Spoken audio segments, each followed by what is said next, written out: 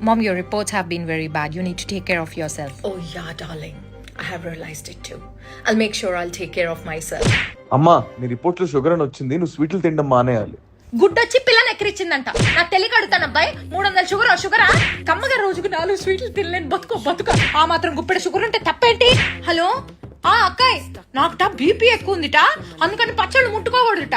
మరి సంవత్సరానికి సరిపడా చేసిన ఆకాయ మాగే ఎవడు తింటాడు? హార్ట్ లో హోల్ ఉంటే ఏమవుతుందిరా? ఇంత పెద్ద శరీరంలో అంత చిన్న కన్నం వల్ల ఏం నష్టం జరగలే. అలాగని పూరీలను డస్ట్బిన్ లో పడేసుకుంటావా ఏంటి? రా చెరువు డజన్ గుద్దుదాం. నీకు మా మీద ప్రేమ లేదురా, కన్ను తల్లిదండ్రుల్ని తిండి తినద్దంటావా? ఇవన్నీ దొంగ రిపోర్టులు రా అయ్యా. నా మాట విను, నీ నెత్తి మీద షటకోపం పెడుతున్నారు హాస్పిటల్ వాళ్ళు. వీడి పెళ్ళం పద్ధతి మాకేం నచ్చలా, అన్నం మానేయమంటున్నారు. అవేవో రాగులంట, కొర్రలంట, సావులంట, మన సావిట్లో గేదెలు పెట్టాల్సిన వస్తువులన్నీ మాకు పెట్టాలని చెప్తున్నారు. ఇప్పుడు 103 జ్వరం ఉంటే ఏమైపోయిందిరా? పండగ పూట పాచిలు దులుపుకోకుండా ఉంటావా ఏంటి? ఎంతో మందికి సహాయం చేసిన మంచి గుండెరా మీ నాన్నది. అలాంటి గుండెకి స్టంట్ అయ్యాలంటే నేను ఒప్పుకోను. కాఫీ టీలు మానేయమనే బదులు మాకింత కప్పులో విషం పోసి అప్పుడైనా ప్రశాంతంగా పోతాం.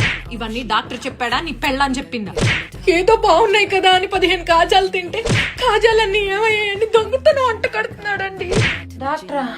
డాక్టర్ ఎందుకు? 40 మోషన్లు అయినంత మాత్రం డాక్టర్ని కలవాలా ఏంటి? పిచ్చాదవా?